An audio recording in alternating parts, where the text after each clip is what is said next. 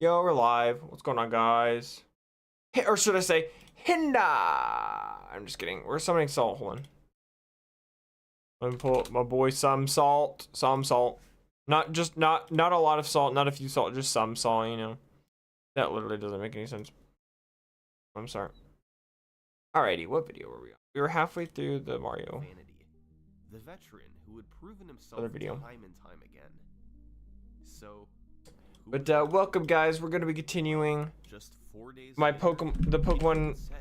Oops, I didn't mean to get an encounter. We're gonna be continuing the Pokemon Red and Blue Hardcore Nuzlocke. We left off at the end of Pokemon Tower. So yeah. Oh, I gotta deposit something for the Salt or the Poke Flute. Hold on. I'll deposit the Field Scope. Obviously, I don't need that anymore. Marking the first time in the game's history that someone reclaimed the record after. I guess I'll deposit the Moonstone too. I don't really. Time save mostly came from optimizing movement, and Fade was back on top. Go sell our Nugget and HP up real quick. He was dethroned. A 22-16 from Pidgey. In our X accuracy, we can't use that. Fastest he had ever performed Bowser's Castle before. Alright, I'm gonna do a quick team recap real quick. We got Jack, our Wartortle with Water Gun, Bubble, Withdraw, and Bite. We got Lady Lock 2, our Primeape with Karate Chop, Mega Punch, Leer, and Fury Swipes. We got Ballish, our Gloom, with Mega Drain, Poison Powder, Cut, and Sleep Powder. We got Ballin, our Voltorb, with Sonic Boom, Tackle, Screech, and Self-Destruct. We got Mips, our Pidgeotto, with Fly, Sand Attack, Gust, and Quick Attack. And we got Mian, our Nidoking, with Horn Attack, Bubble Beam, Thrash, and Poison Sting. Yes, sir, baby. We're in the process of trying to get our Wartortle and Pidgeotto evolved. It's possible to make it to the end of the stage without hesitating. And I'm doing that. And our next level cap is so we beat Eric. Our next level cap is level 43, so we're good for a little while. But now that we got the Poke Flute, we can get we can get a But in May, probably the most bizarre moment in the game's history. Snorlax is our encounter. But I probably should grind up Gloom a little bit because we're gonna want to use Gloom to like status it, I guess. Behind the top spot. His skill level was right there. Probably not a bad idea. Stringing everything together for a world record run. I couldn't remember if I her or not. Challenging. On May 2nd, Skippy got a run off to a good start, essentially remaining tied with Pidgey's record through World 5. However, he started bleeding time in World 8, with a worse transition into the pipe in 8-2 and some sloppy movement in the airship. My Pidgeotto's better. We're getting Wing Attack, yes sir. So despite Forget Gust. Bowser's Castle, a new finally, Pidgeotto actually has a flying type move that's not fly. Still, after the run, he subtracted the loads, and he could see how much he missed the record by. Acid. Forget Poison Powder. I really only need Sleep Powder, to be honest. The record. Skippy had just gotten a 22:13.167, a new world record by half a second. This did not make sense. You didn't make sense. He was tied going into World 8. Oh, both of you guys, right? Okay. I don't fight you yet, though. He didn't gain that time back anywhere. Can't really fight you yet. Run, but this should not have been world record. Yet somehow, the time was faster than Pidgey's run. Oh, I wasn't trying to crit. Well, the community That's fine, I guess. looked into it. Runner Curran Joseph made a video removing all gameplay from Skippy's run, leaving just the overworld screens and cutscenes. He then compared this video to Pidgey's non-gameplay sections. Everything was roughly in sync through. Can't believe I got a crit. Gloom is slow, bruh. But then, they arrived at the cutscene after stage 8-7.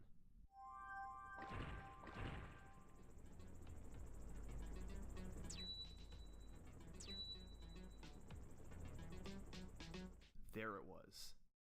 Skippy's cutscene was almost 2 seconds faster. Curran quickly figured out why.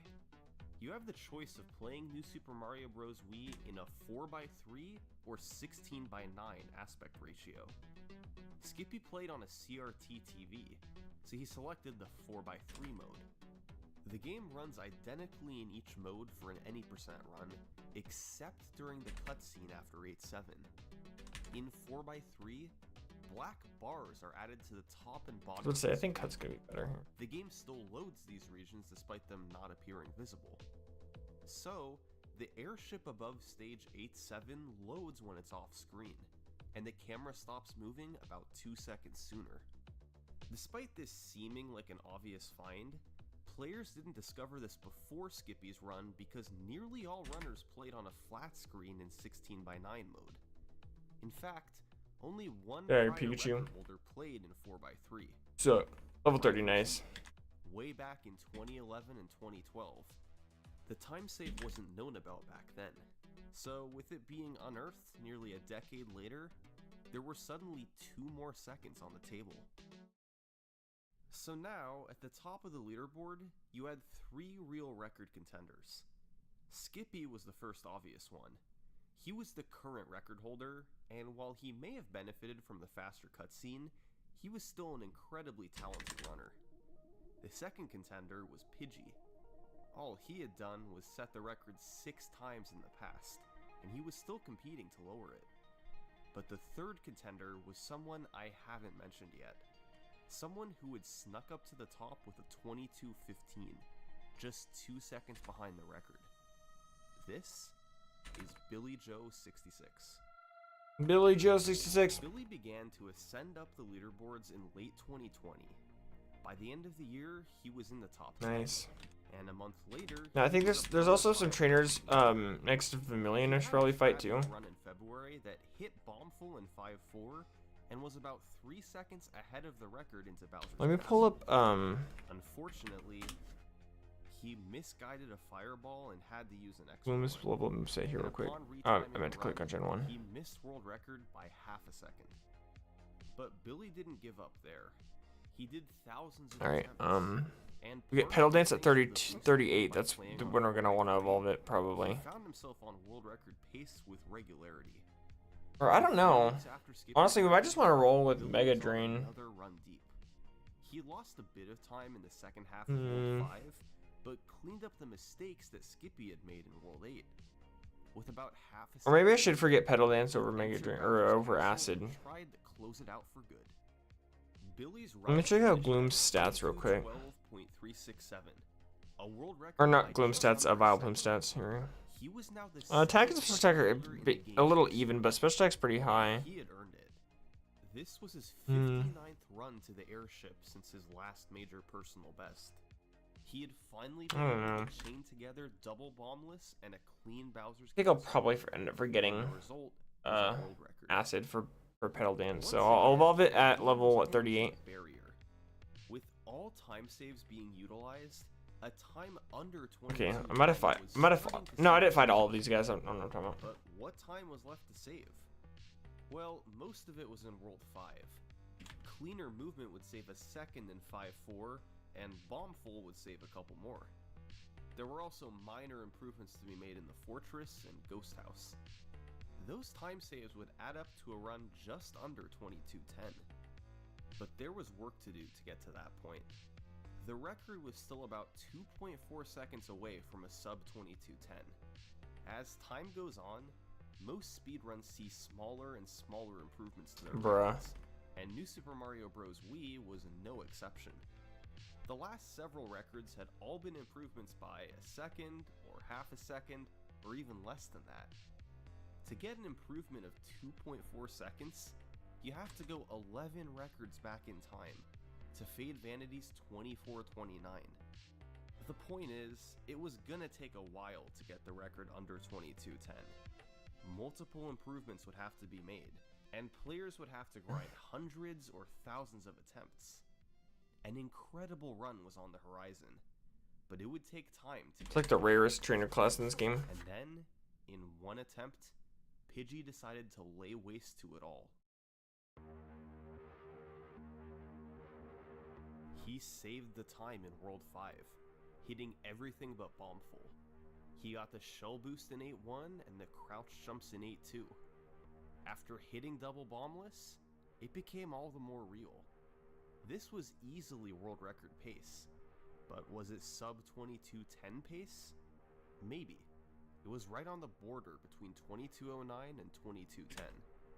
It was coming down to the wire, Pidgey just had to finish the escape, and the sub 2210 could be his.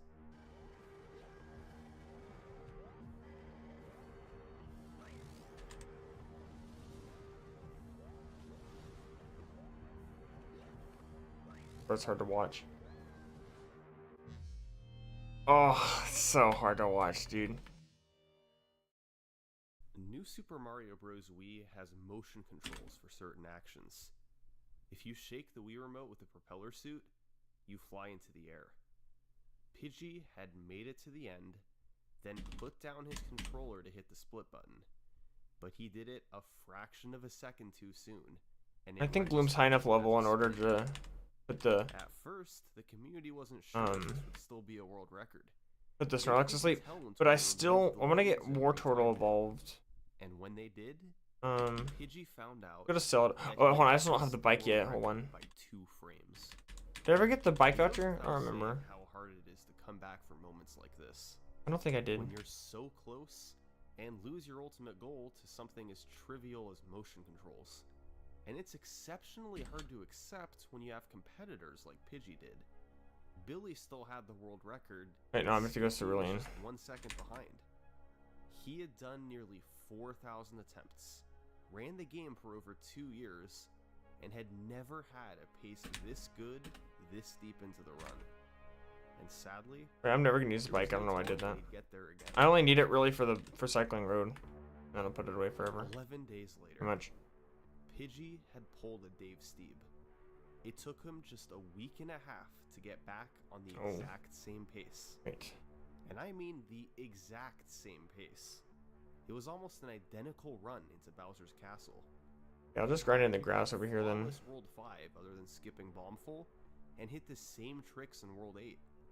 He nailed double Bombless, and just like that, Pidgey had given only one more level. Another chance. Once again, he had to get through the escape.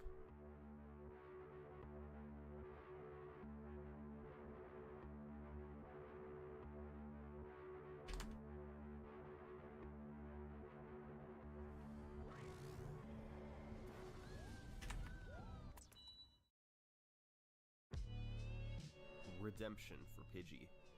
His miss from 11 days ago could have gone on for months, but instead, in one straight shot, Pidgey had jumped all the way to sub 2210.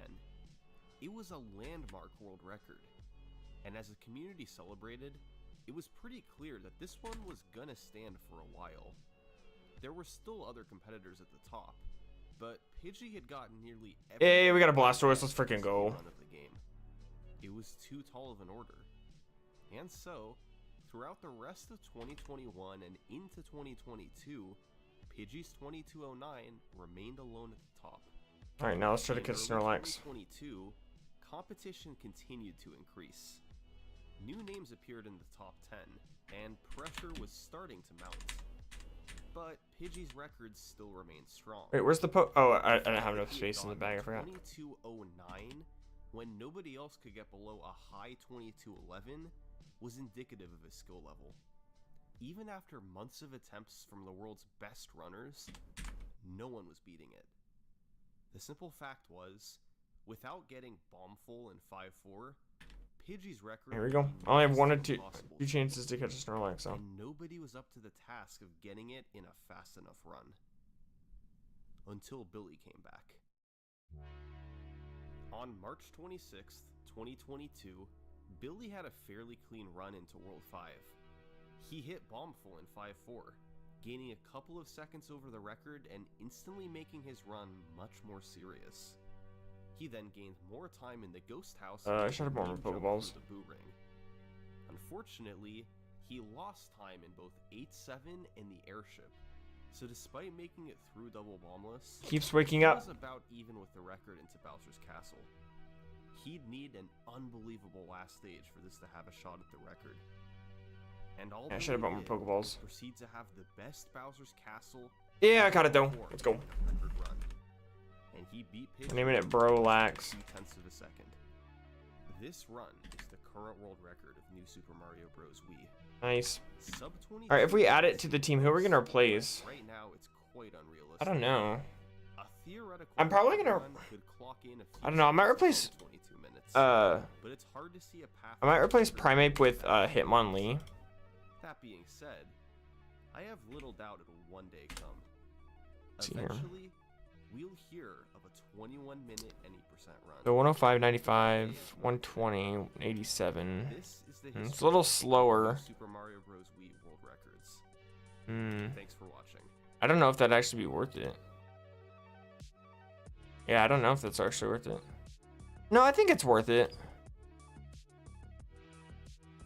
I think it's worth it to replace Primeape with Hitmonlee.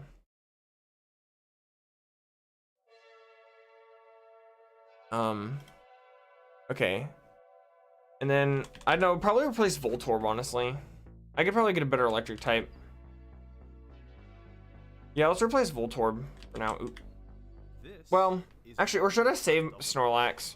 And for a decade and a half, Might not be a bad idea to it save was known as Snorlax. one of the most polished games in the Mario Kart franchise. Most entries in the series Kind are of slow, but it's included bulky in and shortcuts. hits fairly hard. 64 is I don't know. famous for its large skips. Wii has a faulty checkpoint system. Super Circuit is perhaps more broken than any. No, I'll add it to the team over These Voltorb, I games guess. all have healthy time trial competition, and both non-shortcut and shortcut world records that have been tracked for many years. But then there's Mario Kart. Move. Thank you. Immediately upon its release in 2003, a shortcut was found on Waluigi Stadium. Alright, well now let's And for put the next 15 Mips out years, front. Actually, no, let's have Ballish out front. Double Dash has always had a competitive. Oh, actually, we're not gonna be It's using been nearly Ballish exclusively for non-shortcut Sabrina or racing. Blaine. With one Or I don't even exception, think Koga. the So honestly, I might developers replace managed to create Ballish on the a team until shortcut after for those the gyms. I game. don't know. We'll see. For years, Double Dash's speedrun scene grew as players mastered its racing Should we mechanics add the and teams? optimized non-shortcut races. We can add a Doug But Trio all of a back. sudden, in Yeah, let's add Doug 2018, Trio back to the team. Double Dash's reputation as a shortcut-free game was put on its head. A game that was almost completely void of any glitches quickly became one of the most broken in the franchise. This is the story of the Mario Kart Double Dash Shortcut Revolution.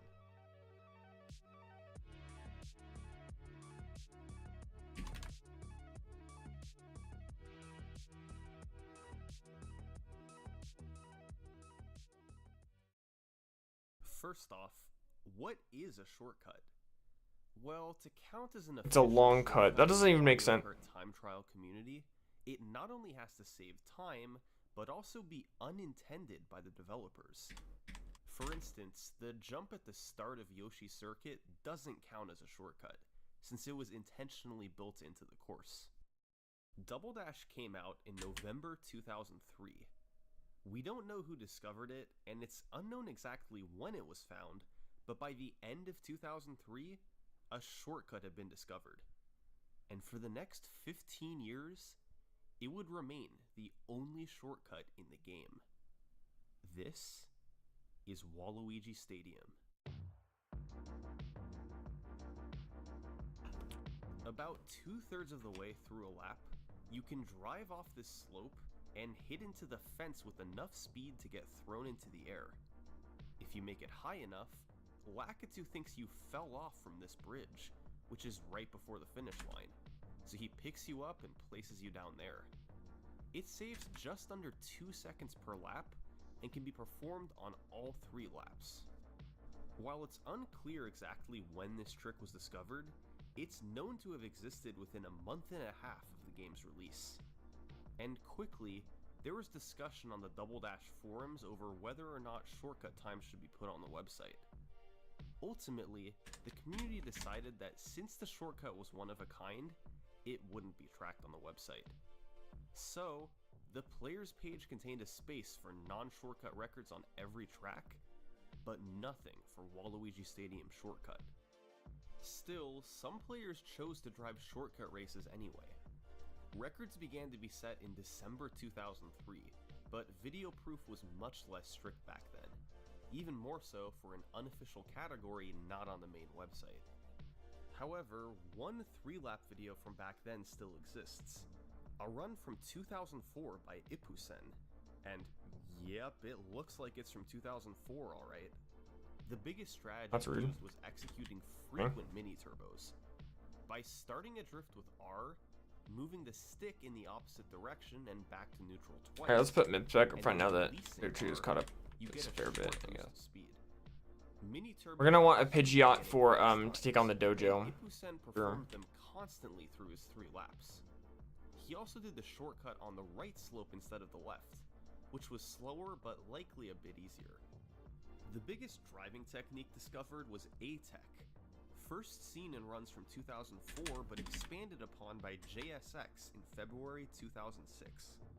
If you release accelerate between mini turbos, the cart sways back and forth less, saving fractions of a second as you're able to take straighter lines and more direct paths forward. Thanks to that and other small driving optimizations, the record still sees competition to this day, with the most recent world records being set in late June 2022. But it all started back in 2003. Double Dash was brand new. There was reason to believe that this shortcut was just the beginning, and that in a few short years, there would be skips all over. That's how it went for previous games in the franchise, and that appeared to be happening in Double Dash just the same. We can get an encounter this round, I'm pretty sure. This game's I forgot to go history heal. took a different path. Years passed, still no new shortcuts.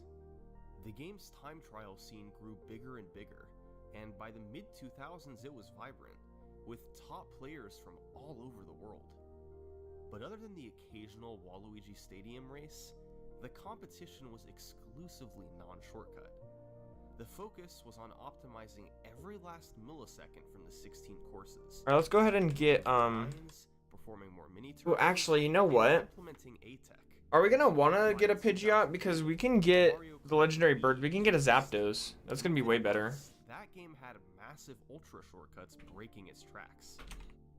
Mario Kart Double Dash, several years older, still had just one shortcut. The years continued. Yeah, they got Drill Peck and Thunderstorm. And then it gets Thunder at level 51. Yeah, I'd rather stop training Pidgeot actually and just save up for a Zapdos. Mario Kart Double Dash was an unbroken and that's all there was to it. In over a decade, should we level up searching, Brolax? absolutely nothing had been found. No, let's keep leveling up Doug Trio because I'm definitely gonna want to use Doug Trio for Koga. But first, let's see what our encounter is. Spearow. In Mario Kart Double Dash, courses are surrounded by invisible planes that are nicknamed Lakitu zones. When you fall off a track and collide with one of these zones, that's Lakitu's cue to pick you up and drop you back on the track. But this system isn't perfect. Oh, okay, I guess we're naming it Pyrat. To not hit a Lakitu zone. What happens? Well, in that case, you've officially made it out of bounds, and Lakitu still picks you up, but he sets you back somewhere a bit different. No matter where you go out of bounds, Lakitu sets you just behind the finish line. Since you never hit a Lakitu zone, the game doesn't know where to put you, and sets you down right at the end of the course. Unfortunately, crossing the finish line doesn't count a lap, but at the very least this did provide some intrigue. If players could somehow figure out a way to get a lap to count, warping straight to the finish line would save massive time. Out-of-bounds mechanics were discovered shortly after the game's release, but for many years it wasn't paid much attention. Despite its promising nature, the simple fact was that without getting the lap to count, it wasn't really a useful trick. But still, for the next 15 years, players wondered if maybe there was something that could be done with it. Some way that the lap could count and have a shortcut be discovered. And then 2018 came around. The champion of Mario Kart Double Dash at that point was named Goomba, and in August, he saw this random guy's video on Mario Kart Wii. And in it, he saw that game's community figure out the checkpoint system and use it to break courses and create massive shortcuts. Meanwhile, in 15 years of Double Dash, its checkpoint system had yet to be solved. But was it possible? Could a lap count when most of the driving is skipped? Well, Goomba finally decided enough was enough. He began a deep dive into the inner workings of the game, attempting to figure out exactly what conditions had to be met for a lap to count. And over the course of several months, with the contributions of community members like Lothjohn and Tarsa, Mario Kart Double Dash's code was cracked.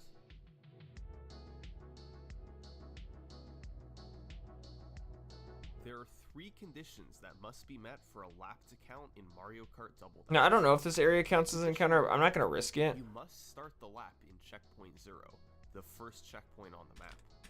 Each course in the game is broken up into invisible checkpoints, which are used to help keep track of how far you've driven. This condition is pretty straightforward. For a new lap to start, you must be touching the first checkpoint of the course. Condition 2. You must have credit for driving through every checkpoint. Checkpoint bit counters in the game keep track of whether or not you've touched any given checkpoint during a lap. If you haven't, it's set to 0, and if you have, it's set to 1. In order for a lap to count, every checkpoint must have a bit counter set to 1, which would intuitively mean that you're not allowed to skip driving through any checkpoints. However, on Waluigi Stadium, you skip several when performing the shortcut. Why does the lap still count? Well, that's because there's a workaround. If you hit a Lakitu zone and get picked up, you automatically get credit for every checkpoint between where you got picked up and where you were placed down. It's known as a lack hop, and is the only way around having to touch every single checkpoint. And finally, condition 3.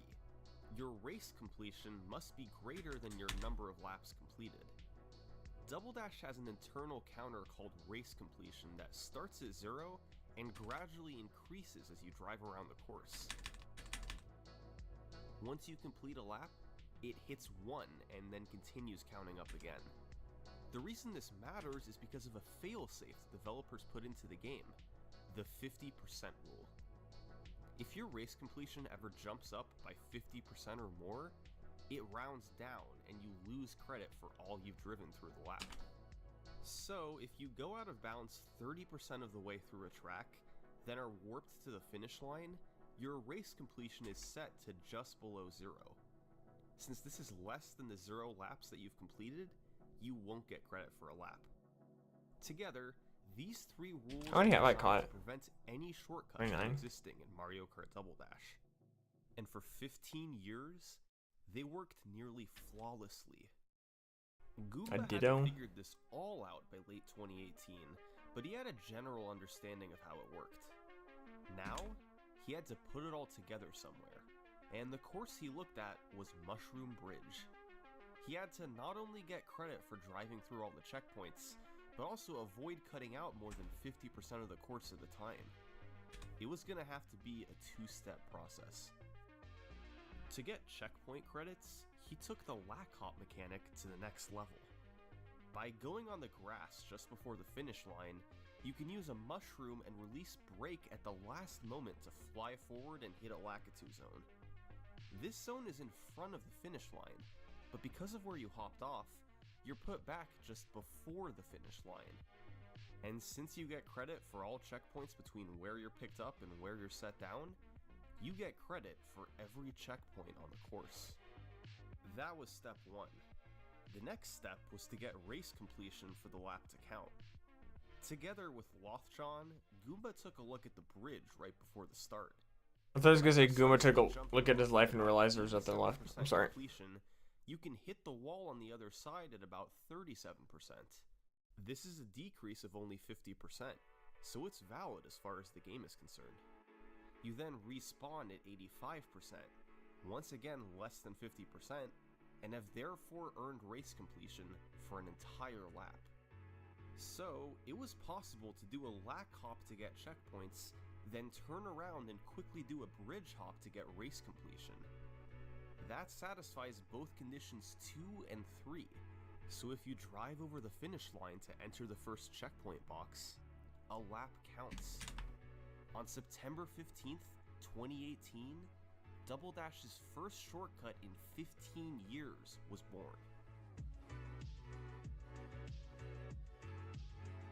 Goomba's first 3-lap record with video clocked in at 1:15.639, about 2.5 seconds ahead of the non-shortcut record. He drove the first lap normally, then performed a shortcut on lap 2, and finished with a normal lap 3.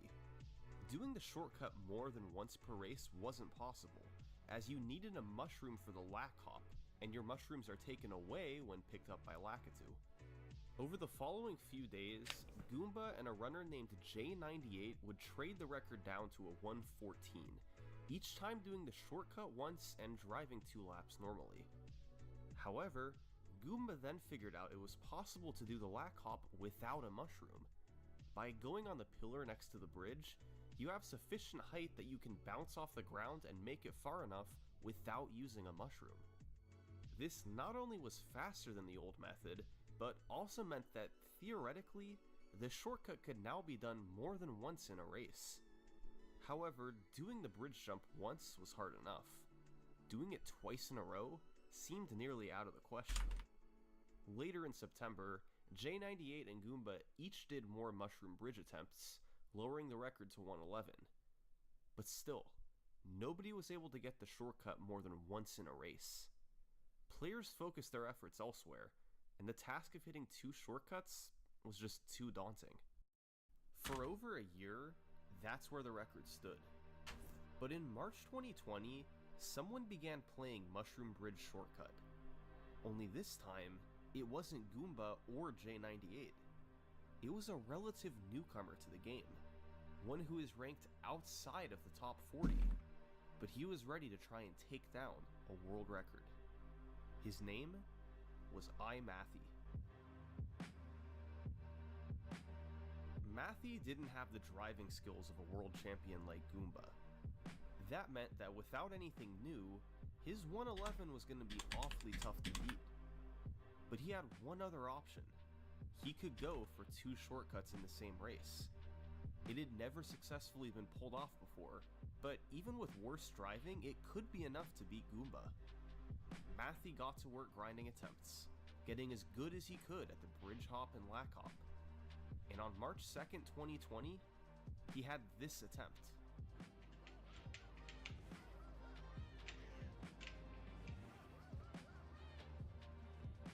Far away, far into the mountain, that makes sense. Okay, yeah, it worked. Nice. Oh shit, oh shit, oh shit. Alright, don't freaking lose this. Oh my god, there, it's so bad. But that's it, sub 1:11, let's go. A new record by less than 1/10 of a second. Not to be outdone, world champion Goomba came back, and over the next few days, the two of them traded world records. However, over the next several months, MYAAA would pull ahead, as he was able to line up faster for the lack hop and My Snorlax is better than your Snorlax, you say. Yeah, let's fucking go, dude. 107, 325. So now, a 1 out of 3 shortcut run had been optimized, a 2 out of 3 shortcut run had been optimized. There was only one thing left to do. Hit the shortcut on all 3 laps.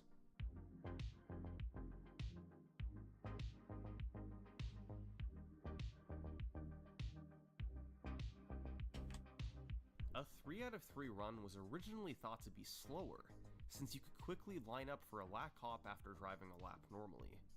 However, in February 2022, MYAAA tested with save states and confirmed that, if performed optimally enough, a 3 out of 3 shortcut run would indeed save time. But actually hitting it was another story.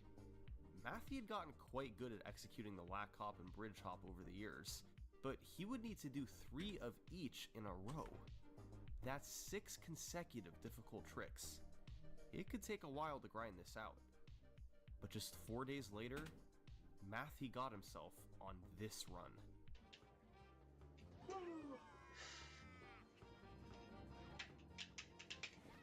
Go. Let's go. This definitely works. Pog. Poggiest pog. go. Here we go.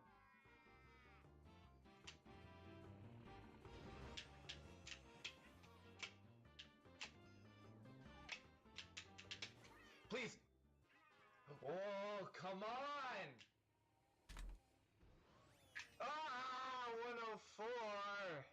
He was a bit upset because he wanted a 103, not a 104. But history had still been made. This 104.363, the world's first 3 out of 3 run, is still the record today. But let's not get ahead of ourselves.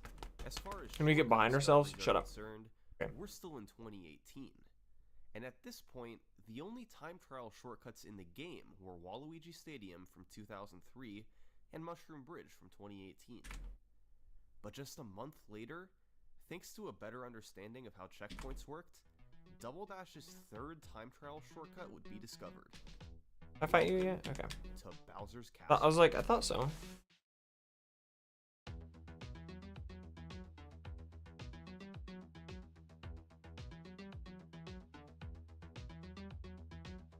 Bowser's Castle was quickly singled out as a prime candidate for a shortcut. The reason why is because of the balcony. Oh, it's a gorilla For headbutt, but a lap on Bowser's Castle, you drive on a balcony directly adjacent to the finish line. Drive to 60%, and you're higher up on the same balcony. It seemed natural that with so many regions being so close together, you could somehow get credit for being further in the lap than you really were. But for a while, it didn't seem to be possible. However, after Mushroom Bridge's discovery, Lothjon and Goomba looked into Bowser's Castle, and thanks to exploiting a specific game mechanic, they figured out how to use the balcony to their advantage. This is the A-Tech Hop. Okay. I mean, did you go for that? Actually, it's probably best I did. A-Tech is when you release the A button between mini turbos Maybe. to keep a straighter line. However, there's a side effect of A-Tech. Your cart's nose gets slightly lifted in the air. If you do a mini turbo with A-Tech, then perform a sharp turn after releasing A, and then press R and A while your nose is pointed up, your cart hops into the air. It's called an A-Tech hop, and is the only way to hop in Mario Kart Double Dash. So, after driving half a lap normally, you arrive at the balcony. By performing an A-Tech hop in a precise spot off the ledge, your race completion goes from 40% to 60% as you hit the upper balcony checkpoints, to 99% as you hit the finish line checkpoints, and back to 40% as you respawn. It never jumps up by more than 50% at a time, so your race progression increases by a full lap, and you get checkpoint credits upon respawning. This trick would go on to be nicknamed the flop. For laps 2 and 3, you can flop off the ledge, then lack hop to get checkpoint credits for the full lap, and complete the race having driven hardly any of it. So, Goomba got to work, and managed to hit the shortcut after a few tries on October 10th, 2018. A 2:09 run, ahead of the non-shortcut record by 7 seconds. Over the following few days, he'd cut down on the number of tries needed to hit it, taking the time down to 1:26. Okay, fine. Wait, I could just 14th, speak up off. Goomba would hit the first ever 3 out of 3. A run with 3 flops and 3 lack hops, and a final time of 1:06. Yes, dude! Oh my god. The winner, Tenko. A month later, a runner named Rickbick would be the first to cut out a lack hop by hitting the proper checkpoints on the flop. That lowered the record to just over a minute. But just 5 days later, Goomba would return to not only take the record back, but take it under a minute. Mario Kart Double Dash's first ever sub-minute world record. Yes, dude. Oh my god, 59. And then, 3 years would pass. Goomba chose to play other courses in the game, and most Yo, of what's going on, them Cheshby? had little interest in shortcuts or just couldn't compete with him. But then Amphy came along. At first, he struggled to set any records on Bowser's Castle, but in September 2021, he finally came through with a 58-second run. But what 12:39, Amphy could do nice. just 4 weeks later was far more impressive. He would discover another shortcut. You already Note find you guys. today, Okay, I need to go to get Gloom out of the PC so I can get all those items and trainers and stuff that are like behind cut, I guess. I go ahead and deposit Primate because I'm not going to use it, so. The ATEC hop. Instead of angling your cart's nose up with ATEC, get out precisely maneuvering polish. your cart along the edge. By then rotating around, your Tube is glitchy for me right now, so you restart, no problem.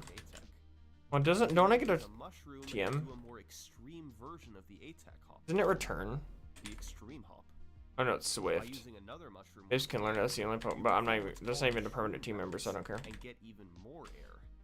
Enough to hit the Lakitu zone and respawn on the balcony. This saves close to 10 seconds if performed optimally, but adds another layer of difficulty. Still, it didn't take long before Matthew was able to hit it in a run, and lower the record by another 6 seconds. Yeah! Oh, let's go! Nice job, dude. Goomba didn't take long to respond, taking another 2 seconds off, mostly via a faster big bounce at the start. That's where the record stood for about 6 months.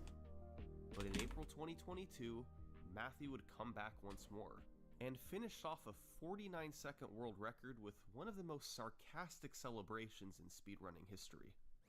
Yeah. Oh, wow. Matthew's 49-second run stands as the record today.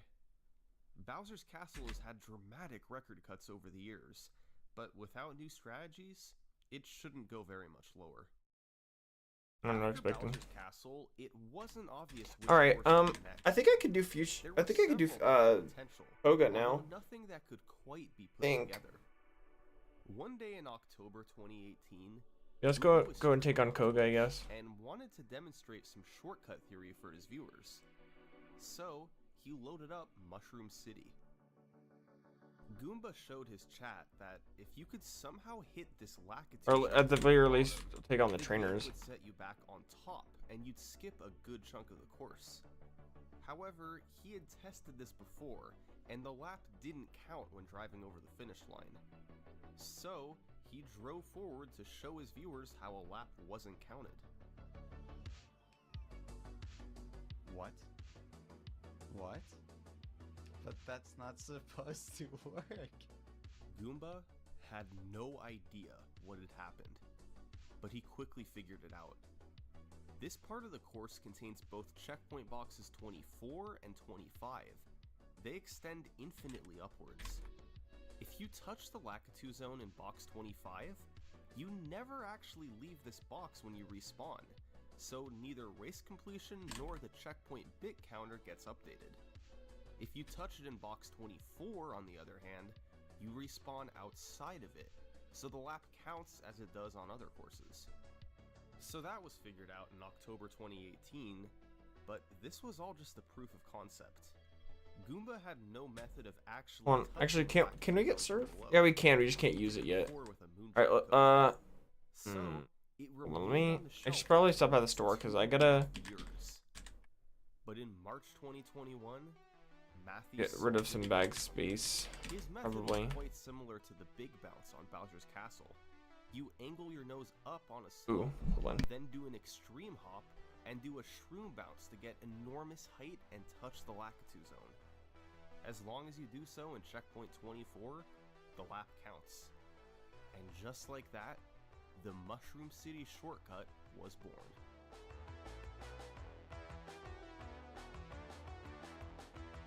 Matthew was the first to set a 3-lap record on Mushroom City, just hours after the shortcut was discovered.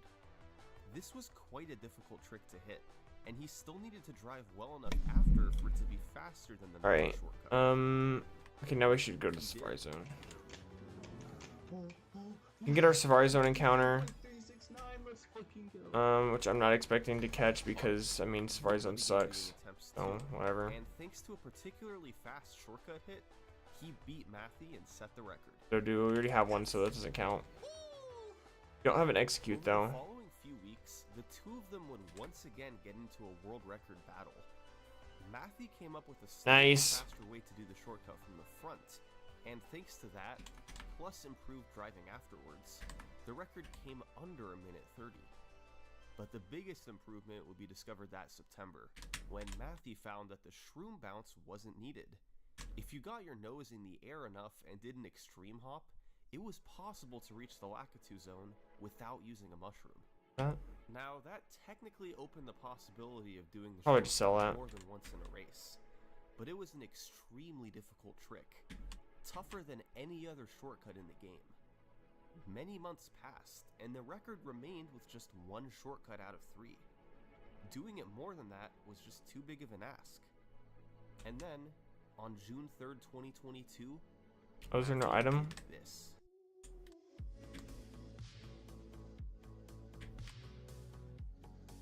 I'm gonna run out of steps before I get to the end. What is? I don't remember. Shell bash. Oh, yeah, not a great move. Oh, come on. Oh my god, dude. You're in a world record video. I just did the first 2 for 3 Mushroom City glitch. Wait, really? Yeah, I just have to not shit the bed lap 3 now.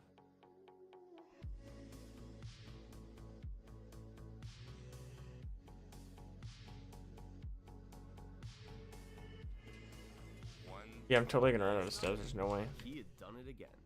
The world's first 2 out of 3 shortcut. Actually, you know what? Yeah, I'll run out of steps anyway because I need to sell all this crap. Will a 3 out of 3 I'm fine with ever that. be done? Maybe one day, but keep in mind how long 2 out of 3 took. For now, a 120.634 No. is where the record stands. Still TM40. But these 3-lap runs aren't the only type Actually, of world think- record set wanna in keep Mario Kart TM39. Double Dash. The game keeps track of not only your fastest 3-lap race, but also your fastest individual lap on any given course. On the Double Dash players page, this is called doing a fast If I lap accidentally sold all my rare flap. candies, I would have cried myself to sleep tonight. So that means it's possible to go to Bowser's castle and do a flop on your flap. I just wanted to say that. But anyway, flap world records are tracked right alongside 3-lap records and carry a similar level of prestige. But in 2021, a pair of shortcuts would be found that were slower for a 3-lap record, but would save time over a flap record. They would become the game's first flap-only shortcuts. First up, discovered in March 2021, we have Luigi Circuit. The shortcut on Luigi Circuit is one of the most clever in the game. Step 1 is to drive most of a lap normally. Then, before getting credit for the lap, you turn around and go back out to the front of the course. By doing an A-tech hop, it's possible to get on this ledge right in front of the finish line. You then maneuver right next to this zipper, and let's go over the 3 conditions. But I for teach lap Surf two to again. relax. Your No, I'm not going chances of to. race completion are met by driving around Maybe the I will course, at some point. you already did. But the first double condition team. says you have to touch checkpoint 0. TM39 This is is normally Swift, done right? by just crossing the finish line, but it can also be done by touching it from the other side. So, when you touch the zipper, you enter checkpoint 0 and start the lap with about a 1-second head start. The resulting time save means that you can have an individual lap slightly faster than what you'd normally get. Beyond this, the only optimization is how well you drive the subsequent lap. Since Matthew discovered the A-Tech hop in March 2021, he and Goomba have alternated who drove better, trading the record back and forth several times. And at the moment, Goomba holds the record with a 23.390. The other flap-only shortcut is a little different. Instead of a 23-second lap, we're talking more like 6 or 7 seconds. And this time, we're headed out to the desert. Dry Dry Desert had a lack hop that had been known about for years. If you drive away from the road and cross the finish line as you get picked up by Lakitu, you'll be dropped down behind the finish line with all your checkpoints updated. Unfortunately, this wasn't helpful unless you could somehow gain race completion along with it. And for years, there was no way to do that. However, all the way back in 2003, a player named Scott R did this on Dino Dino Jungle.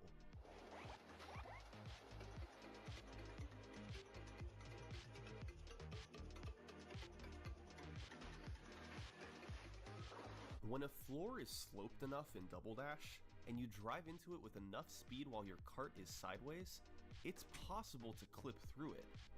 You need to get a bit lucky with your cart's positioning, so it's on one side of the floor one frame and the other side the next. But the key is finding a floor sloped just the right way.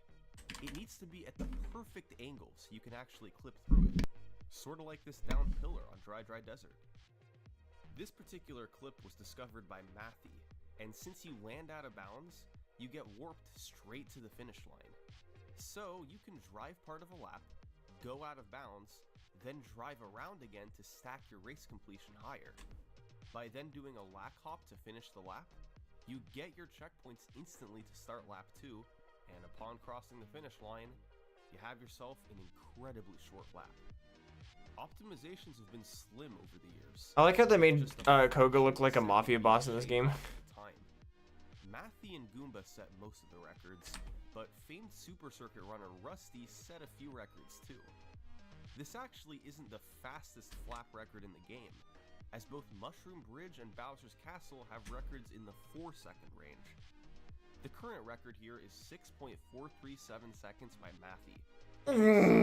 By a couple hundredths of a second at most. The key is getting a frame-perfect lap entry combined with a small bounce when The only thing I'm kind of worried about is regardless, this record shouldn't be going much lower. That makes it 2 flap-only shortcuts and 4 that can be done on 3 lap runs. Over the is years, many wheezing. tried their hand at these So I'm gonna shortcuts. take in a Pokemon that I don't mind sacking off. Leaderboard of a few names, I'm gonna take on Bruh, cause like Stadium have dozens. as you can tell, Bruh sucks. I'm not ever using a Cubone. Oh. To this day, I'll sack off Bruh if I need to. never pulled it off fast enough. The player was MYAAA. But we're gonna lead with Smollett. Wario Coliseum. Here we go, Koga. Wish me luck. Coliseum is a unique course. For one thing, it's the only course in the game where you drive just 2 laps for the race to be complete. But it's also got many places you can launch yourself off the road, which gave it huge potential for a shortcut. Throughout 2021, out of bounds and lack hop combinations were theorized, yet nothing came to fruition. But one night in June 2021, Goomba and MYAAA hopped Nice. We totally just cheesed the Koga fight. Let's go. and over the Let's freaking get it. shortcut You suck, Koga. you drive to around 40% race completion. Then Now we can surf though. off the edge of the road, and by using a Oh, mushroom to that's pull pretty your cool. cart down, you avoid touching And now we can go get checkpoints and Zapdos. land out of bounds. But I'm kind of scared to However, take it on. So. when respawning yeah. behind the finish line, the Um, game actually thinks you're on the track below at 55%, so the 50% rule is satisfied. You then drive backwards, do a lack hop to get all checkpoints between where you jumped off and where you went out of bounds. payday. A lap count. Yeah, I'll teach Now, Relax it's payday, almost honestly, why not? faster than just driving the lap normally. It actually is. but just Crap. barely. Rest section might be good. Only one person has been able to execute it fast enough Maybe to I save won't. time over a non-shortcut run. MYAAA. On June 6th, 2021, he did it for the first time, getting a 156.190 that beat the non-shortcut record by 1/100. Yeah, I don't think it's worth it actually. Yes, finally. 156, 190. Let's go. He'd follow this up 4 months Alright, I don't later think there's with a really anywhere else I wanna 155.735, serve. and then Down a here- 155 down here, I don't think we- 437 in March 2022. And to this day, those are the only 3 records that have ever been set. That has occurred to me though. I've never seen over here before. Waluigi Stadium, That's about what I expected it to be. Mushroom Bridge, Bowser's Castle, Mushroom City, Luigi Circuit, Dry Dry Desert, and Wario Coliseum. Those Anyway, are let's go the get my 7 Pallet courses Town, that have been my broken Pallet Town by encounter. players of Mario Kart Double Dash. There exists an 8th shortcut on Dino Dino Jungle that hasn't been hit fast enough yet.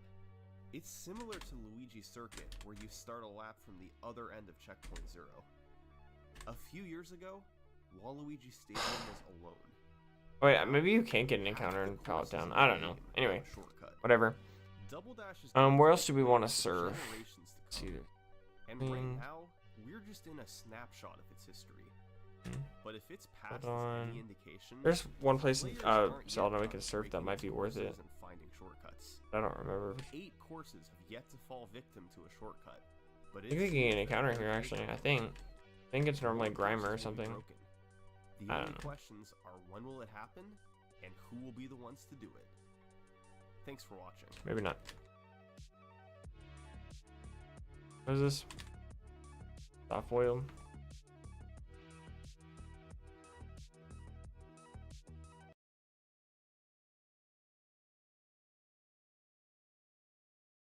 This video contains flashing lights that may affect viewers with photosensitive epilepsy. Viewer discretion is advised. Okay, hold on. Fuchsia. There's a bunch of not counters. Trainers to fight in Fuchsia.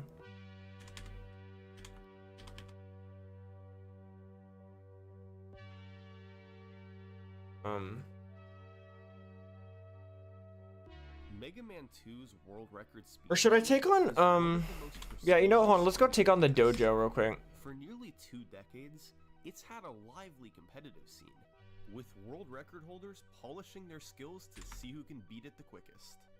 It requires precision and finger speed that would even make Mike Tyson proud. Because to speedrun Mega Man 2 at the top level, you must break it. After all, walls are just suggestions, and ceilings are figments of our imagination. This is the story of how Gotta make sure to go over level 43 and we should be fine. This is the history of Mega Man 2 world records.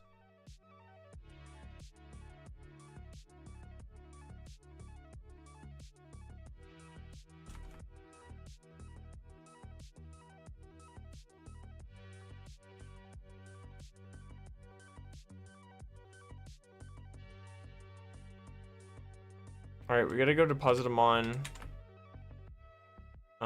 So we can get him on lean. And now a word from this video's sponsor, NordVPN. For years, PotatoSock500 was the fastest internet surfer in the world. He was the undisputed record holder, and nothing could slow him down. Hold on, wait, what That Pokemon I was changed getting one again? day in September 2022. No, I wasn't getting a Pokemon, I was depositing Pokemon because I could get him on lean. I'm an idiot. Hacked his data and stole his IP address. And just like that, PotatoSock's record reign came to an end. He should have been using NordVPN. By going to nordvpn.com/summoningsalt and getting a huge discount off a 2-year plan plus 4 free months, PotatoSock could have encrypted his internet usage and hidden his IP address from SuperDoodle. He could have been surfing the internet with a protected connection and guarded his coveted world record. To avoid a costly mistake like PotatoSock made, get the best NordVPN deal on the internet. Thanks again to NordVPN, Alright, my cool, we got channel's him. first sponsor. Please go check out nordvpn.com/summoning. Let me check out Sabrina's team. A long way. So, where do we begin? The early history of Mega Man 2's world record is an enigma to uncover. In the mid-2000s, people completed runs both with and without video proof on different versions of the game, and Yes, Kadabra, Mr. Mime, Venomoth, at certain and points in Alakazam. time, what would be considered a true world record was ambiguous. And to this day, putting together an accurate timeline is quite difficult. What should our strategy Yet, should we through go all in with? that, there's one run that's pretty unanimously considered to be the first world record. You got The year 65 was special. 2004. You have Was 91 Richard special. Doretta, and his final time was 30 minutes. But you also have, Snorlax also has amnesia. But I think we should In go all Mega out Man with 2, Snorlax probably. presented with 8 For stages Sabrina. to complete in any order. I forgot we gotta do Silphco Doretta first. Alright, that's decided fine. to start with Airman, where he precisely jumped on the lips of blocks to avoid slowing down. You only have about a 4-pixel. We're gonna switch Train Hitmonlee up a little and bit. risk dying from a missed jump. He then had to slowly ride on Or the just regular ground to Trainer, I make don't it know. further in the stage, and on the boss fight, used the Mega Buster to take down Airman. Ureta then played Quickman stage, where he repeatedly rode item 2 to quickly skip through long corridors. Quickman himself has a random pattern, but Ureta once again took him down nicely with the Mega Buster. Next up was Flashman, where Airman's weapon was used on larger enemies, and item 2 helped him skip over the last room. On Metalman stage, Ureta froze time with Flashman's weapon so he could run through without the spikes falling on him. He also jumped forward on the conveyors moving against him, so he wouldn't be pushed back.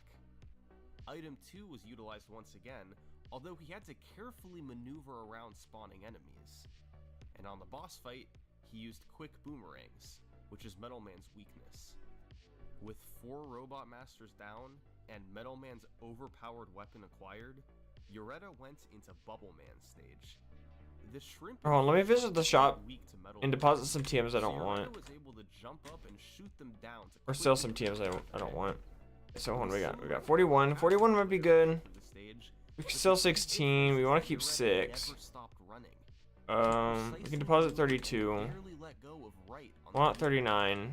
On Heatman stage, Ureta once again jumped from Yeah, I'll probably go deposit HMO Emo 7. He used item 2 to cross The only one I really want to sell is Payday, which is a 16, right? Heatman. Heat has random delays between his shots. Yeah, we could sell Payday. But since it only takes 3 bubbles to kill him, they hardly mattered at all. Alright, and then all the other TMs, let's go deposit them. Next up was Crashman, whose stage is filled with ladders that you normally have to slowly climb. However, if you place down an item 3 while you're climbing up the ladder, you can then jump off of it and save a bit of time. Ureta also used item 1 to his advantage by letting him bypass ladder sections altogether, and avoid having to ride on the slow conveyors. Don't want the bicycle anymore. Yo, SunKERN, what's going on, dude? Woodman. Another unrelated video, including its sound. Was using Flashman's Well, just because I don't get a lot of viewers, so if I'm ever bored during one of my streams, you know, something to watch, I guess. Stages. But now, the game's difficulty takes a big step up. It's time And I'm not monetized anymore, so I don't really care about copyright claim, or, well, I copyright claim, I don't care about copyright. No, I got it wrong. It was copyright claim, I don't care about. Copyright strike, though, is what I would care about. Ureta used both item 1 and item 3 to help, then mashed quick boomerang at the dragon boss for a quick kill. In Wily 2, Ureta shot the leaf shield to protect against projectiles in the long corridor. They randomly drop health and ammo, which are bad luck in a speedrun since it slows you down to pick them up. Wily 3 is the easiest Wily stage, with the only tough part being at the end, when you have to jump up and mash boomerangs as fast as possible. The final 3 Wily stages are perhaps the most important in the entire run. Wily 4 features an enormous sequence of ladders at the Alright, we should probably go get the key card first before I go and just try to go fight everybody. Quickly traverse his way to the top while barely slowing down. Then, you have 4 spike screens to get through. Normally, you're supposed to ride around on the conveyor and dodge enemies. But Richard Ureta had other ideas. What am I doing? In the first room, he took damage and used iframes to barely make it You go across on the floor spikes. 9. In the third room, he used item 2 to quickly get iframes again. Well, I And don't in the have to, fourth I guess, room, but he used whatever. item 1 to just barely reach the conveyor early and make it to the exit. In Wily 5, you refight the 8 robots. Ureta used each boss's weakness against them, meaning most fights were completed in a matter of seconds. For the stage boss, he used metal blades to tear through the first phase. Alright, now we got the key card, so we can just do whatever we want. And finally, there was Wily. She's just like, help me. For the stage itself, you Didn't just she? walk to Oh, the wow, boss the level worst down. TM in the universe. But Alright, the thank you. alien boss is another story. You have to hit him with 14 bubbles, and if you make contact with him, known as hugging the alien, he tanks your health.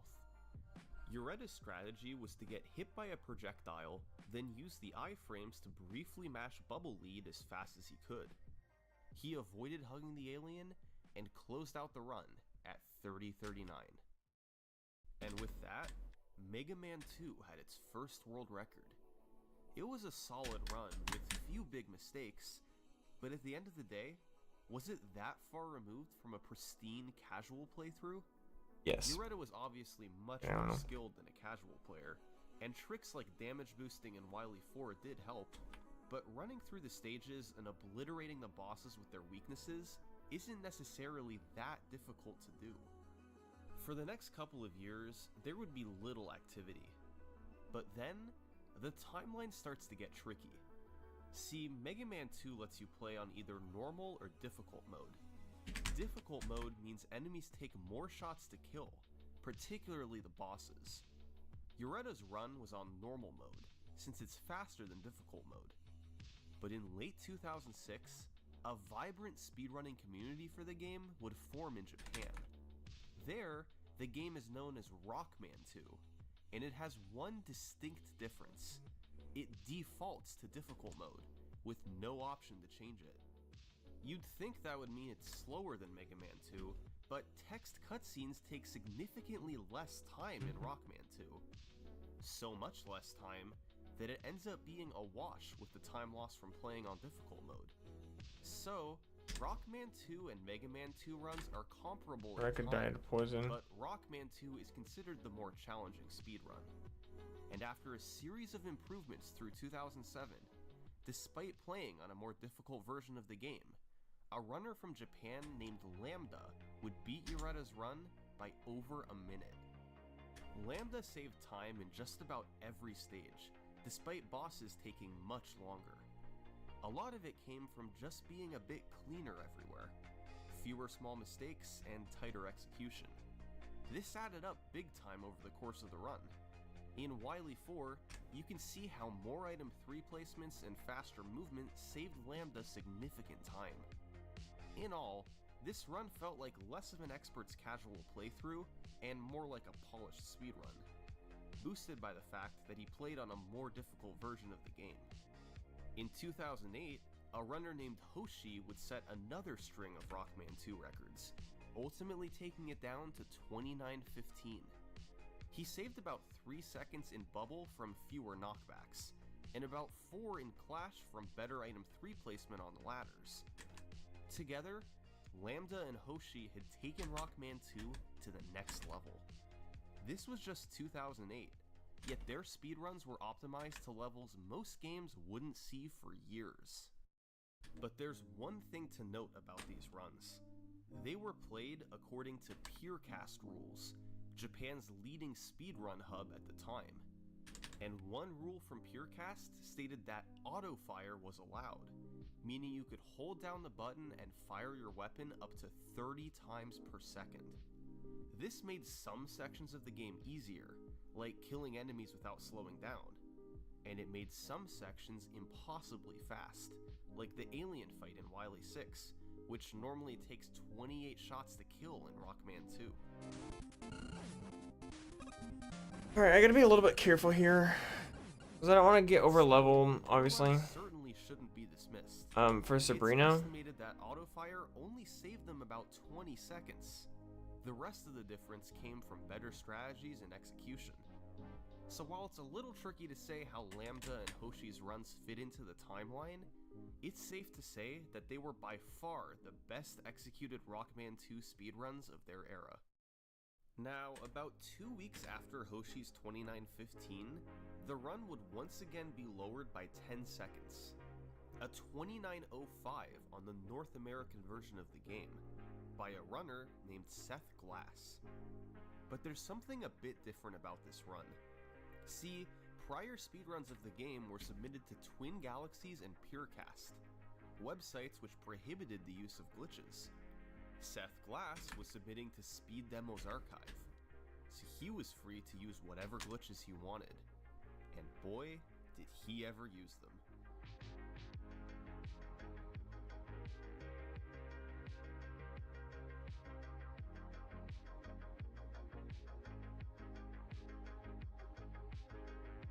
These are Mega Man 2's zips.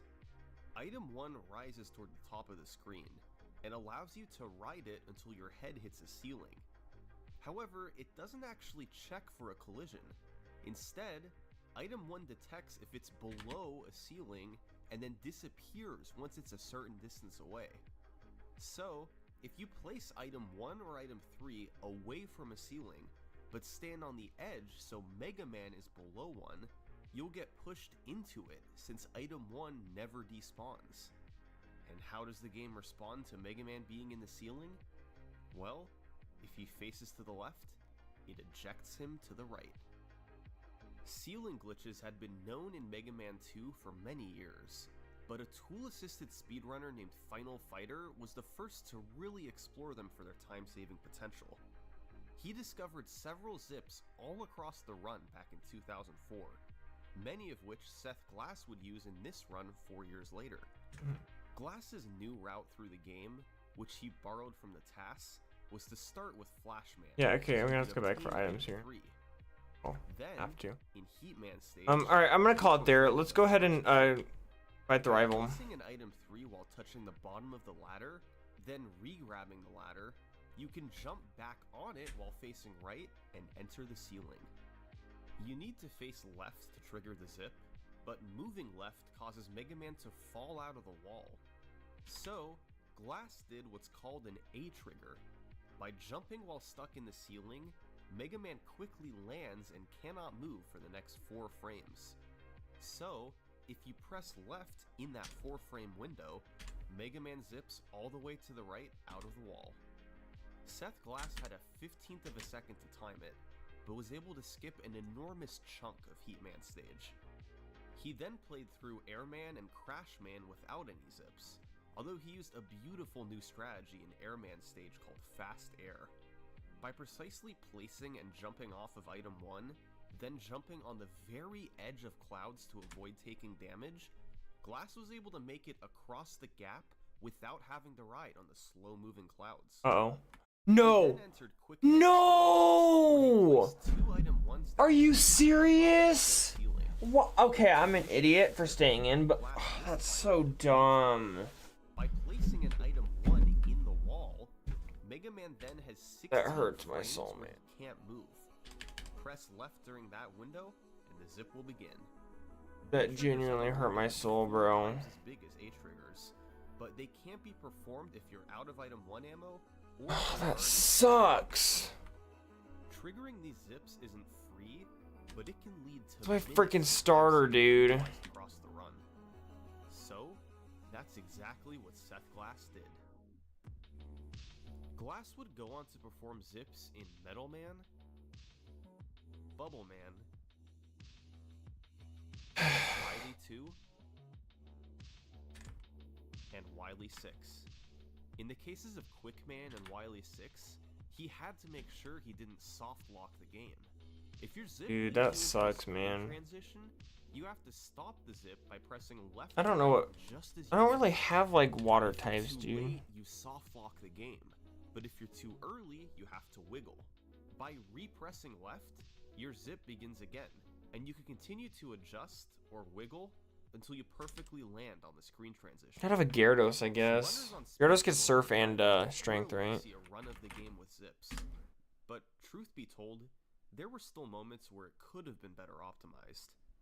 Over the next year, multiple faster times would be set, but the timeline of the official world Yeah, I record get was Surf and Strength. I problematic. guess I'll do Magikarp. In early 2009, Hoshi would get a couple runs in the high 28 range, but without autofire, they wouldn't have been faster than Glass's run.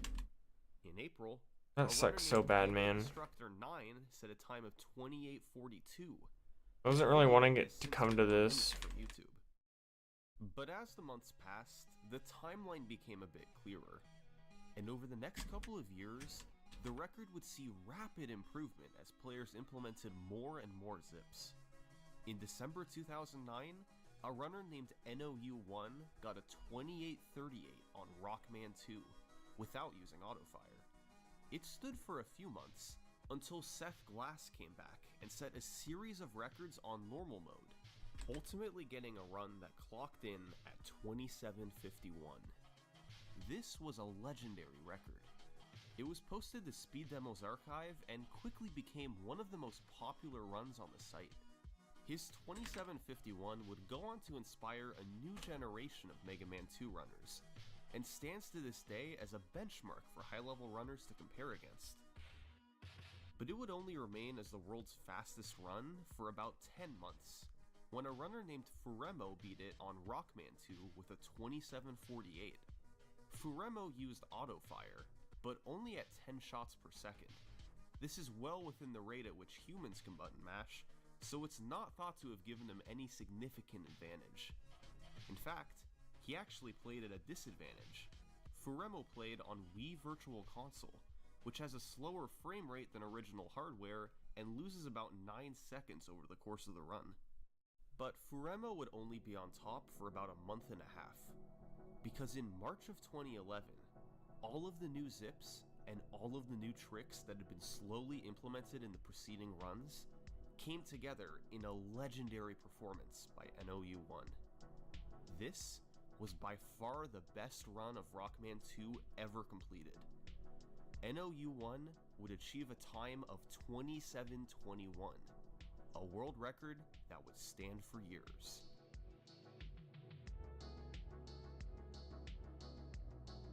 The first 3 stages of this run, Flash, Heat, and Air, were all similar to previous records. However, the new antics began in Clashman stage, where NOU1 performed a zip that looked like this.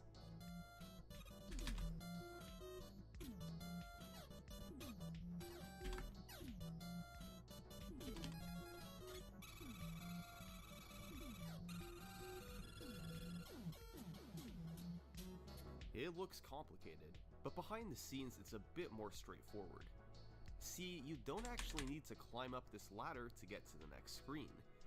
If you do a horizontal zip, the game will take him there just the same. When you move into the ceiling, you activate a horizontal zip that moves Mega Man forward several screens. When you move to the next screen, the game briefly shows the screen Mega Man is actually on before snapping back to the normal view. This comparison by Biscuit shows what's actually happening. You then simply walk to the right to get through the next few screens, while the game shows you as walking through the ground. Finally, you fall down where there's a ladder, and since it's done when the screen isn't horizontally aligned, it has the same effect as dying by falling in a pit. The game then respawns you much further in the stage, and by releasing an atomic fire shot when you die, the game runs the routine faster. The Clashman zip was first seen in NOU1's 2838 and was executed to perfection in this 2721. Also first seen in the 2838 was a second zip on Quickman stage. After falling at the start, you can place 3 item 1s down, do an A trigger in the ceiling, and zip past a long corridor. Unfortunately, the lights turn off, since the light switch responsible for turning them back on never spawns. And that means you have to do the quick laser section of the stage in the dark. You have to memorize exactly where the ledges are, and exactly when to jump off. It's doable with a lot of practice, but it's one of the most impressive looking parts of the run. It also means you have to do both the later zip and the boss fight in the dark as well. Once again, NOU1 executed this stage beautifully. Next up was Woodman, a stage that was overhauled starting in Seth Glass's 2751 and continuing in Furemo's 2748. First, there was the dog scrolls. By going into the ceiling when the dogs spawn, you can do a B trigger and zip to the end of the screen. This needs to be repeated on each of the next screens, and you must be careful to— Dude, how much freaking longer, man? But it allows you to skip past the dogs quickly. Okay, 1 or 2 more fights. Later, you perform a trick called Good Wood. It looks like a complete mess. That sounds disgusting. But in reality, it works just like the Clashman zip in that the screen gets offset with where Mega Man actually is. Visuals from Duckfist show what's really going on. You perform multiple zips and navigate through the stage while being careful not to fall off. Some of these moves take a large amount of precision, like grabbing an invisible ladder in midair. Oh. There's too much going on to concisely explain here, but eventually you're able to zip and fall to your death wow, that's funny. enough in the stage that you respawn at the boss corridor. With so many moving parts, it's an incredibly difficult trick, but it lets you skip over much of the stage. And once again, NOU1 nailed it. finally, there were the vertical routes. What's TM36? By getting partially stuck in the wall at the top of the Filter screen, strike, and then you the are next okay. screen I can sell both of triggers, those. But Mega Man stays at the top. This can save you from having to play through a slow screen. Oh. It's used at times in the Woodman zip, but is also used in both Wily 1 and the first half of Wily 4. All these tricks, combined with nearly impeccable execution elsewhere, meant NOU1 was able to finish at 27-21. This was a monster world record. Japan had had a vibrant Rockman 2 community for years, and after thousands of attempts from numerous different runners, this run seemed to be the final product. Runners from the Western speedrunning community looked on with awe. Nobody there was close to beating it either. For the next 2 years, this 27-21 was unparalleled at the top. Around the time that NOU1's record was set, a new runner began playing the game. He'd do attempts off and on for the next couple years, improving his skills but still remaining far from the world record. But in August 2013, after returning from a break, he decided to attempt what no runner had done in the past 2.5 years. Make a push for the world record. His name was Cypher. Cypher's idea was to implement several high-risk, high-reward strategies from the tasks that could save him time. This was a risky move. Although these tricks had the potential to be faster, Cypher knew he would lose a lot of runs going for them. The biggest one was the Task Clash zip. By going for the zip on the first screen instead of the second, you could save up to 10 seconds, a huge amount of time in an optimized run. But it is tough. You have to very precisely place 2 item 1s in the right spot, and zip multiple times in the span of a few seconds. There's practically no margin for error, but even with a low level of consistency, Cypher felt the time save was worth it. Other new tricks included a short zip in Metal Man, and a zip with item 2 in Bubble Man. Combined, these could save up to about 4 seconds. And in Wily 4, he went for a trick called the Extended Ceiling Zip, where you wait out Mega Man's stuck state from item 3 and press down on the next screen to clip high into the ceiling and zip further than normal.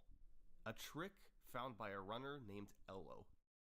These were really difficult strategies, but Cypher was committed to going for them. His consistency wasn't amazing, and he struggled to get a clean run. By October 2013, he was still nearly a minute off the world record. He would need to shave off more than 55 seconds to beat NOU1. It would take a miracle to get all that in one run, right?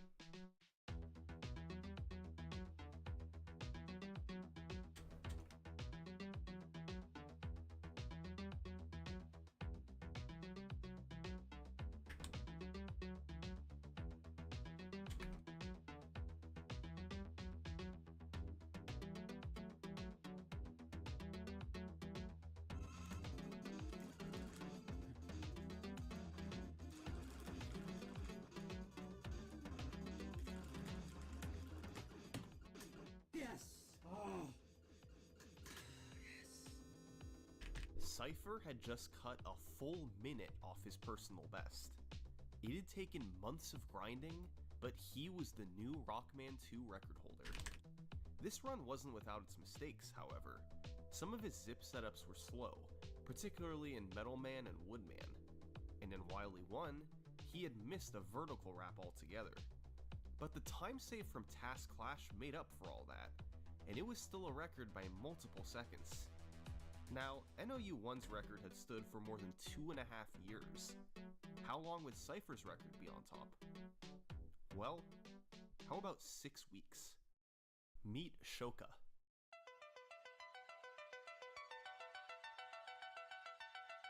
In December 2013, a runner named Shoka would take 9 seconds off the world record. It was once again performed on Rockman 2. By this point, virtually all top-level competition was on Rockman 2 rather than Mega Man 2, a trend that has continued to this day. Shoka went for the incredibly difficult Task Clash, but skipped some of the smaller time saves, like the bottom Metal Man zip.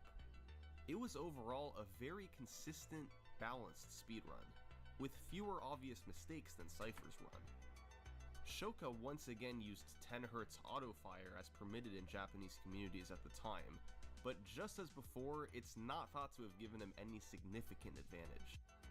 The record was starting to get close to a big barrier, a sub 27. To get there, someone would have to save 9 seconds over Shoka's run. Was that possible? Well, there were a few seconds to save from a cleaner Clash zip, and a few in Metal from the extra zip and a cleaner stage. But the largest time save potential came from the boss fights. Specifically, we're gonna look at Heatman, the biggest potential RNG swing in the game. After every shot you hit him with, Heatman can do one of 3 random delays: 31 frames, 62 frames, or 93 frames. They're commonly rounded to 30, 60, and 90 frames. Each delay has a roughly equal chance to occur. In speedruns, players buffer jumps so they don't have to react to the delay. 1 jump means a 30 delay, 2 means a 60, and 3 means a 90. In Rockman 2, Heatman takes 14 Mega Buster shots to kill, meaning there are 13 rolls of the dice for what delay you'll get. An average pattern has the same number of 30 delays as 90 delays, something like 4 30s, 5 60s, and 4 90s. Shoka's 2708 got great RNG, 7 30s, 3 60s, and 3 90s. That leads to an obvious question. What's the best fight anyone's ever gotten? That honor goes to a guy named the Big Boy, who got this unbelievable fight.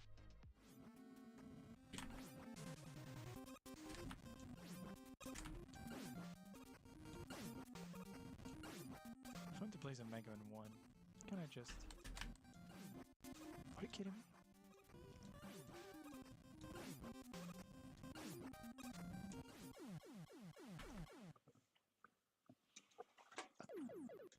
"12 out of 13 delays were 30s, odds of 1 in 50,000.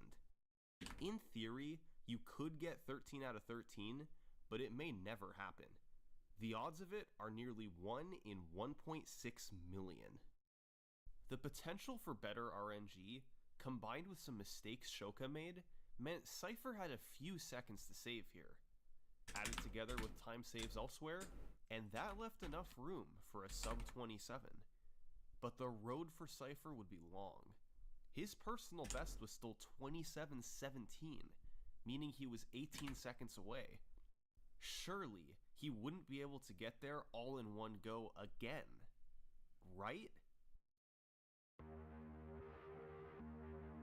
On July 9th, It'd be funny if he's like, right.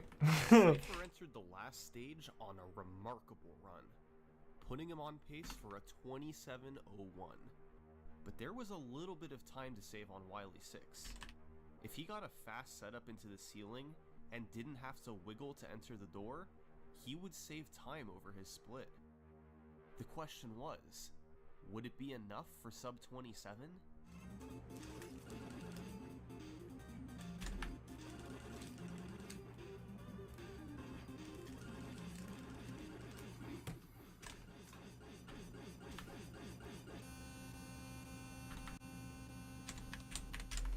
The run would be retimed to 27:01, leaving Cypher just 2 seconds from his goal. As you can tell, Cypher had mixed reactions to this. On the one hand, he'd gotten a world record by 7 seconds, but on the other hand, he had just missed his goal time. Where had it gone wrong? Well, he got a mediocre pattern on Heatman, so he didn't gain any time there. He also lost a bit of time in Wily 2 from some unlucky drops. But his biggest mistake was in Wily 4, where he missed a vertical. I'll put Lapras in the that mistake alone PC on the off chance that I one tiny imprecision was the difference between lose Gyarados or something like that. I don't know. And the world's first 26. So, Cypher knew he had to keep going. It had taken just 3 weeks of attempts to get to 2701. He was prepared to I'm gonna have me on for like death fodder probably, with just a bit because I don't really see myself using could be him. enough to get to 26. Any attempt could be the one. But it wasn't happening. Weeks passed with no new record. Then months passed. Cypher's personal best remained at 2701. And then, in February 2015, Cypher announced his retirement from speedrunning.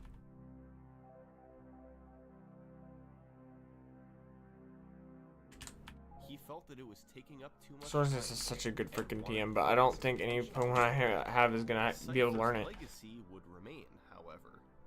Over the years, Cypher entertained thousands with his runs, and together with Shoka, took the record down right to the limits of the 27-minute mark. But he didn't quite achieve his goal. The Cypher era of Rockman 2 had come Yeah, whatever to an floor end that is. without his I don't know. sub 27. I gotta go back and heal. Poison. A trick found by a runner named Elo.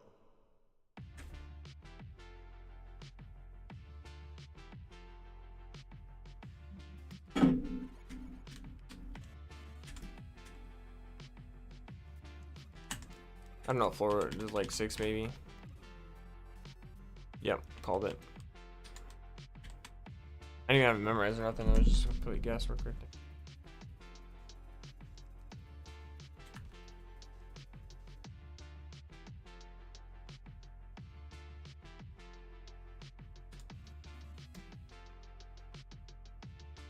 I was about to say, oh my gosh, I still did so freaking much. What the frick?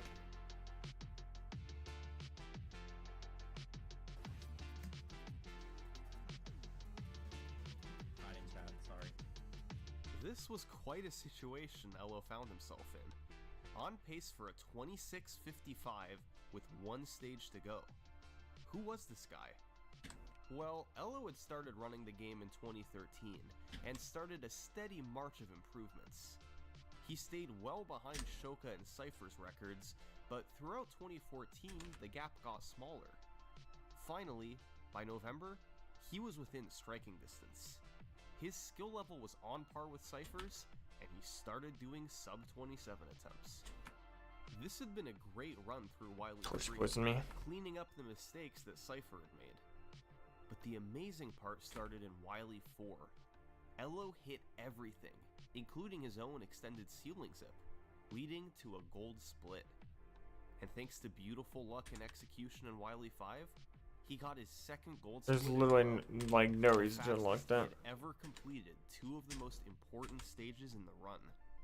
It led to him being 6 seconds ahead of the record into Wily 6. But there's one other aspect of Elo's game we haven't talked about yet. Elo is an incredible button masher. He can mash at 16 presses per second. 10 Hz autofire would be a huge disadvantage to him. This comes into play in a few spots, like the dragon in Wily 1, but nowhere is it more important than on the alien in Wily 6. The alien starts on the right, then moves in a figure-8 pattern around the screen. Your goal Are is to you- hit him oh, wow, 2 that did, like, nothing. By the time he leaves the right side for the second time. If not, you lose a few seconds. Even for top runners, this can sometimes be difficult, Oh, you're since you can only hit him when he's low enough, and you have to worry about hugging the alien. But Elo was better at this than anyone, and after entering the door in Wily 6, he was just an alien fight away from the world's first sub 27.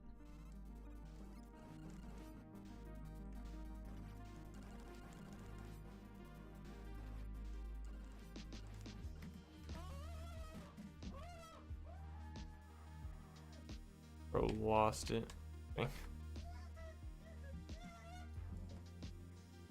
For the first time ever, Rockman 2 had been beaten in under 27 minutes. As celebration poured in across the community, Elo seemed to be in a state of shock. He'd snap out of it quickly though, and spent the next several months working on other speedrunning projects. All the while, his 26:57 remained the only run under the 27-minute barrier. He had no challengers for his record, and it remained on top well into 2015. But was it a perfect run? Of course not. There were a couple zips where he stopped short and had to do a lot of wiggling. And on Quickman, he got a bad pattern and had to waste several seconds waiting for an extra Clash Bomb to explode. Part of the problem with the run was Task Clash, the hardest trick in the game. Elo successfully hit it in the 26:57, but a majority of his runs that made it there failed the trick and had to be reset. That meant the overall quality of his runs suffered. There was a choke point 4 stages into the run, so a lot of potentially good speedruns never saw the light of day. But Task Clash saved 10 seconds. You couldn't just skip it if you wanted record. Enter the Big Boy. Back in 2012, the Big Boy found an alternate version of Task Clash where you went to the right at the start to place item 1, instead of climbing up right away. It wasn't paid much attention to at the time, but it was actually a significantly easier method of doing the trick, since it reduced the precision of your inputs overall. It did lose a second and a half, but that would easily be worth not having to reset as often. The trick would go on to be nicknamed Biggie, in honor of its creator. So, when Elo came back to runs in August 2015, he did Biggie instead of Task Clash. For a few months, it didn't necessarily seem to be paying off. No records, and many runs dying to the last Wily stages. But on October 22nd, Elo had a fantastic heat fight. 830s, 460s, and just 190. That put him 3.5 seconds ahead of the record, so even when he lost time going for Biggie, he was still easily on pace. With a clean Quickman stage and faster vertical wraps, Yeah, we're gonna have to come back here. He was nearly 6 seconds ahead. But that lead would erode over Gotta the deposit strong items and final stuff. 4 splits. He lost a bit in Wily 3 from bad luck, and had slow, quick, and clash fights in Wily 5. But a slight lead still remained, and after some incredible mashing on the alien, it was enough to take the record 1 second lower. 1 year to lower the record 1 second. That's how tough Rockman 2 runs were becoming. It took months for even the best player in the world to get a record improvement. Who could say how long the next record would take? I want to keep Teemo The very 3. next day, Elo was a couple seconds ahead going into the refights. Wily 5's boss refights is one of the most random parts of the game. The biggest points of variance are quick, air, and heat. Quickman has random high jumps and boomerang throws that can lose you time. Airman has different projectile patterns he can shoot out. Elo's goal was to get a 2-cycle fight with the Leaf Shield, but it often wasn't possible even with good execution. And Heatman works just like he did the first time, but only has 4 spots for delays instead of 13. The execution on some of these fights is tough too, especially quick. I believe that's Earthquake. So, Elo just had Yeah, to which do is his definitely, best. we're definitely gonna want to save that. RNG and execution was good enough to keep the run alive. I don't think there's anything else I in got screwed hard. PB's over. You have no idea how much time that costs. And then I flew the Clash fight, it's over. I haven't even seen the major RNG, and it's already over. Oh. It's over. 90. 90. 90. If you didn't know it's over, it's over. It wasn't over. The refights weren't great, but Elo was only a second behind overall. And with a really good zip and fast alien kill, he could save up to 2 seconds on the last split. I'm a little nervous about, I saw 55, so that's actually Elo's second record. I'm a little nervous about Giovanni. He was now 6 seconds ahead of Cypher, and had held the world record for a full year. think Well, Gyarados can take it, can take He had aspirations for something bigger. He continued take to on off and on for a few months, but was unable to lower the record any Giovanni, I think, by himself. 26:54 But I was a pretty want to clean grind run. it a little bit more, obviously. Maybe he had reached his ultimate goal. But if he was to beat it again, the key would be Wily 5. It was possible to save 5.5 seconds on that split alone. So, if he could at least keep it close through Wily 4, then he could save a few seconds in Wily 5 to put him back in front. He just needed to be within striking distance going into the refights. One day in late January 2016, Elo started up a run and would gain a second on Quickman from a better boss fight. And from there, he chipped away frames until entering the Wily stages, 1.5 seconds ahead of the record. Being ahead this deep into the run was impressive. He just had to keep it close by the time he got to Wily 5. But he didn't keep it close. He pulled further ahead, with a nearly flawless Wily 1 and 2. He was 3 seconds ahead going into Wily 3. But there was potential to lose some time on the Wily 3 boss. I love Tentacles Gen 1 sprite, it's so cool. And you have to jump up and mash the fire button in a brief window while in the air. Ideally, you want to do this in 3 jumps, or about 5 shots per jump, but sometimes it can take 4 jumps or even longer. But as we know, Elo's really good at crashing. Yeah, I think so. Plus, I could always switch to Snorlax if I absolutely need. This was the first 2-jump kill in Rockman 2 history. 7 Or should I lead with Dugtrio, maybe? It had been theorized and done in practice, but never. I think I should leave. Yeah, no, I think I should leave with Dugtrio actually. Elo just needed to be close going into Wily 5. Instead, he was 3.8 seconds ahead. And sure enough, he picked Oh, hold on, I up forgot there some is one more trainer I have to fights, fight. gaining 3 seconds to put him 6.8 seconds ahead going into the last stage. This was the chance of a lifetime for Elo, if he could just close it out.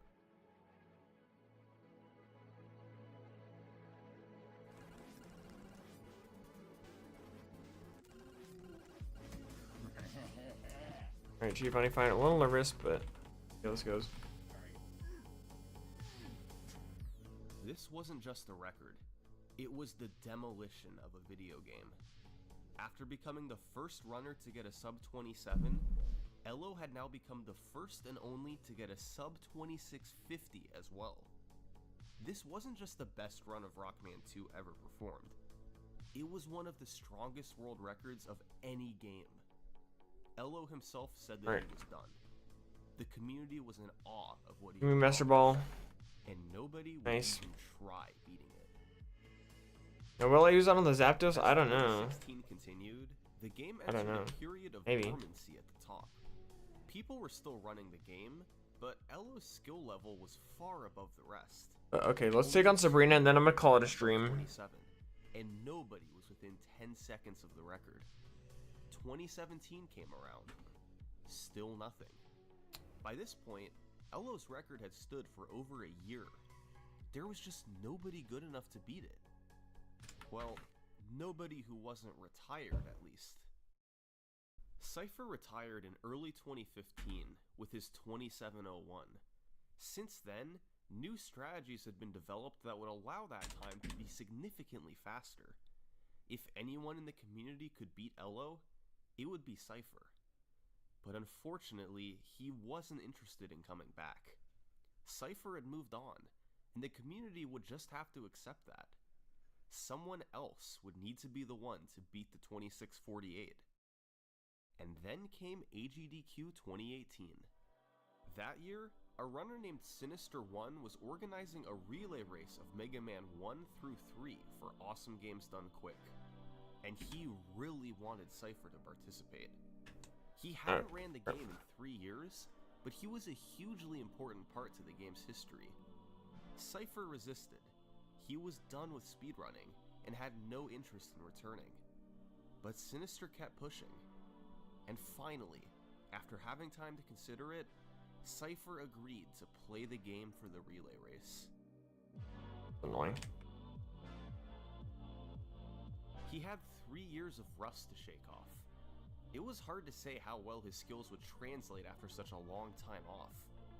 He learned the new strategies and built up his consistency with all the game's tricks. After weeks of diligent practice, race day finally arrived. And to give you an idea of how the event went, going into Mega Man Oh dear 2, lord. Cypher's team was in No, the not of again. 4 teams. 28 Look at minutes this later, endless loop. his team went into Mega Man 3 with the lead. Cypher No! was Okay, I woke up. taking Please don't hit his yourself, team from please. last to first place. No! And largely thanks to his performance, Oh my gosh. they would go on to win the Why I race. didn't want to fight any more trainers.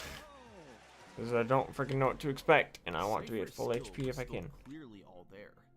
He hadn't lost anything in his 3 years of retirement. And when combining his abilities with the developments that had been made, who knew what his limits could be?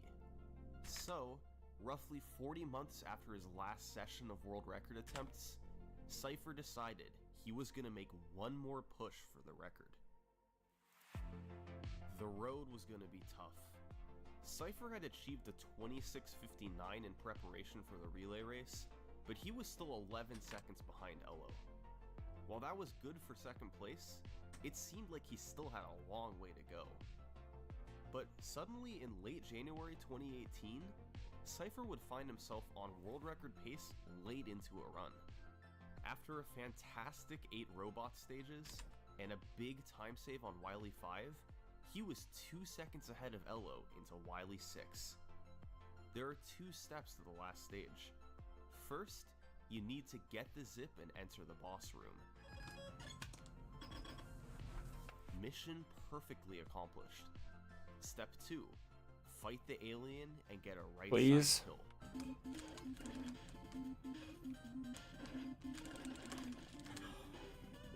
Please don't put me to sleep. Please don't put me to sleep. Ugh. Please don't put me to sleep or confuse me. Thank you. I can't believe I threw it away at the alien. The alien fight had gone horribly wrong. He took damage too early and got turned around multiple times while trying to mash.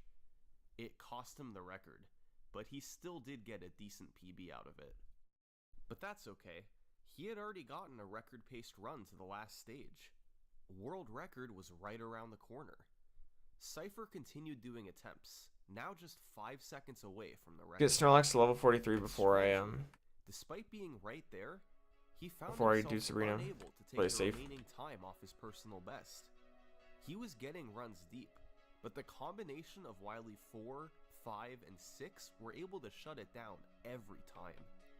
Even though Cypher could get on record pace through Wily 3, closing it out through the last 3 stages is really tough. The attempts continued, but Cypher's personal best stayed put. There you go.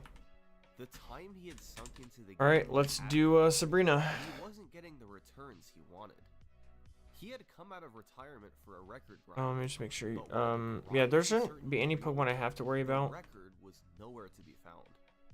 And all the while, Cypher felt like he was neglecting something. Perhaps it's best to let him explain it. Around that time, I was trying to break into the tech industry as a software engineer. You know, I needed to find a job. So during this time, I was looking for jobs, and in my spare time, I was working on Mega Man 2. I did about a month of serious grinding, and then Oh, no. I had decided... My whole plan just went out the window because of that crit. Distracting, like I'm not Oh, there goes King. much work as I would like to be doing on the job. This is search, not training, good. Mega Man This is 2. not how I And wanted this to decided go. I picked a weekend, and I told myself, all right, I'm going to do attempts up until this, and if it doesn't happen, then it just doesn't happen, and I need to buckle down. Oh no, no, no, no, no, no, no. So, he had a deadline. The Dang, first oh weekend god, I might lose Pokemon. I'm gonna lose it Pokemon here, I think. quickly approached, and Cypher poured in attempts to So I can either find stay in with Smollet and probably die, or sack off Mips and then go up to Gyarados. And so risky. I'm gonna stay in. I mean, the play quality was probably not that great across both of those sessions, just because I was going much harder than I would have gone otherwise. Oh, thank God. But yeah, that's how Thank God. And by Yeah, the end that gym fight did not go at all how I wanted it to Cypher's go. deadline had come and gone, Because and Elo's 2648 was still on top. I was gonna just set up Amnesia, then rest, and then, but Like the freaking crit. I got too greedy. I should have just rested. I don't know. The towel for good. On that Monday, Whatever. We lost Needle King, but participate in dude, it one was worth it. last speedrunning event. One that was organized by Sinister1, the same guy who initially got Cypher back into the grind with the AGDQ. Sorry, man, but this event. Okay. For the record. Anyway, the next level cap is 47, so we're good for a little bit. This is Chase for the Record Rockman 2, and we have quite a show for you today. So Chase for the Record is an online competition where you'll take... Alright guys, I'm going to go ahead and end the stream there. Save. Next part, we're going to take on Blaine, Giovanni, and get our team finalized. And the next stream even might be the last stream for the red and blue hardcore Nuzlocke. We'll see. And after that, we'll move on to gold and silver. So, hope you guys enjoy the stream. I'm going to leave it there. Have a great day, everybody.